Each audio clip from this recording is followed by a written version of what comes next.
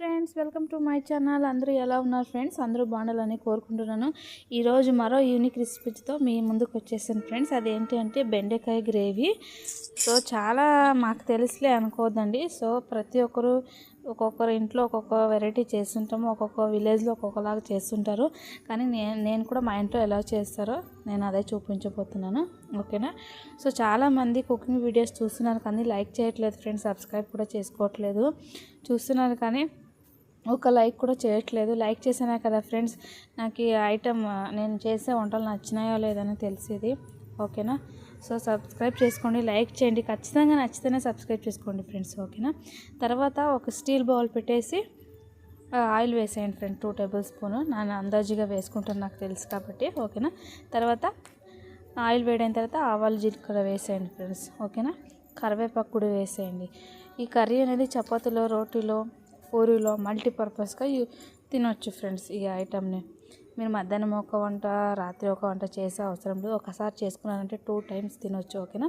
ముందుగా ఒక medium size ఉల్లిపాయ, 2 పచ్చిమిర్చి, ఒక టమాటో కట్ చేసి పెట్టుకోవాలి. సో మొత్తము ఆయిల్ వేడైంది కదా, దాంట్లోకి వేసేయండి ఫ్రెండ్స్, తాలింపులోకి. ఓకేనా?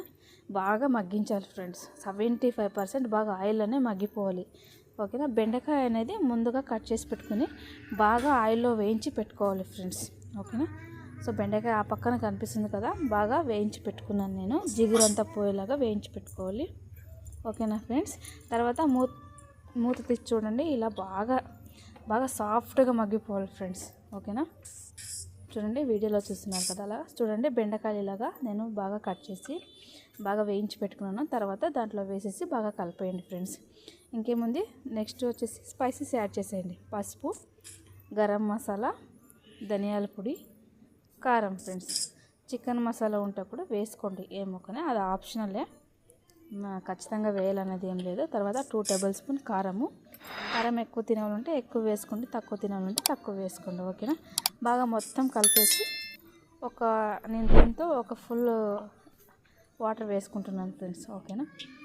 గ్రేవీ అనేది ఎక్కువ ఉండకూడదు, సాంబార్లో ఉండకూడదు, బాగుండదు. ఓకేనా? సో తర్వాత ఒక రెమ్మ వెల్లుల్లి చిన్నది, తర్వాత తురిమి పెట్టుకున్న ఫ్రెండ్స్.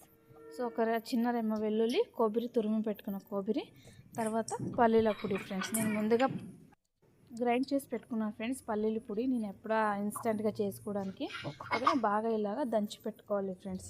గ్రైండర్ ఏం అవసరం లేదు కొంచెం దానికి. తర్వాత కొంచెము ఒక 50% మగ్గిన తర్వాత కొంచెం అది మసాలా అనేది వేసేసి కొంచెం వాటర్ యాడ్ చేసేసుకోండి. ఓకేనా?